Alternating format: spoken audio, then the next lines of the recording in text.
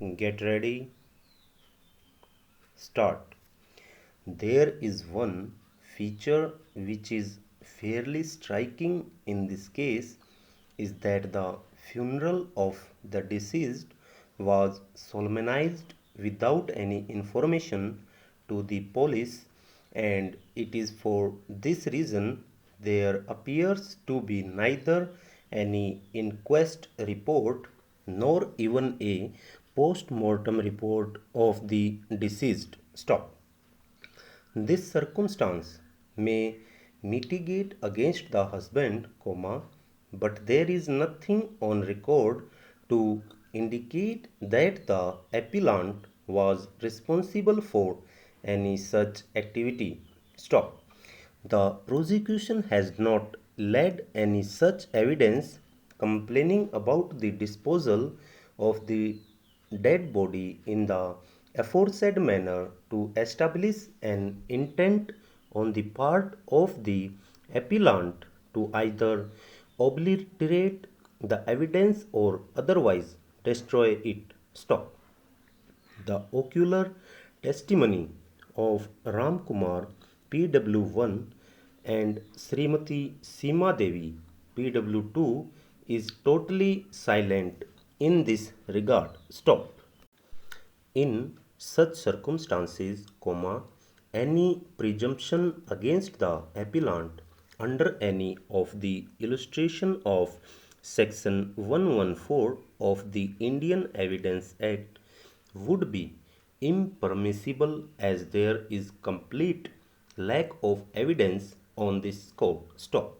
The prosecution does not appear to have concentrated on this issue, which appears to be evident from the fact that the family members of the deceased, including her mother-in-law, had reconciled, which also stands reflected in their statements made before the court. Stop.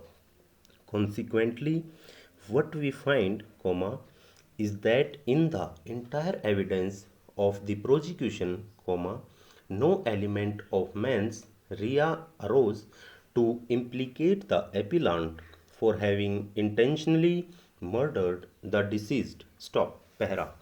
However, as indicated above, the factum of throwing the cloth soaked in kerosene causing injuries to the deceased is established from the dying declaration of the deceased. Stop.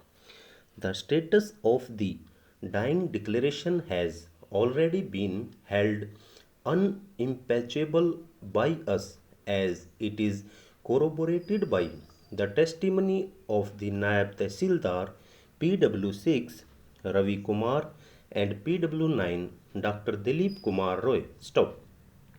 In such circumstances, we are of the opinion that the appellant had the knowledge, if not the intention, to the extent that her action is likely to cause death of the deceased in the ordinary course of things. Stop. The nature of the injuries and the background in which the same came to be suffered by the deceased on account of a clear overt act of the appellant convinces us to accept that the prosecution has established the offense, but only to the extent as defined in part 1 of section 304 IPC. Stop.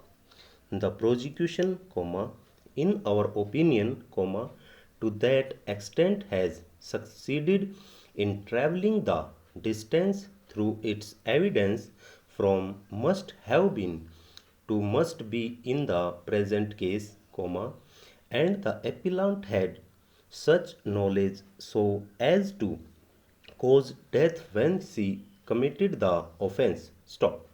There is, as recorded above, a complete lack of evidence, beyond response reasonable doubt, about the intention of appellant to commit murder of the first degree. Stop.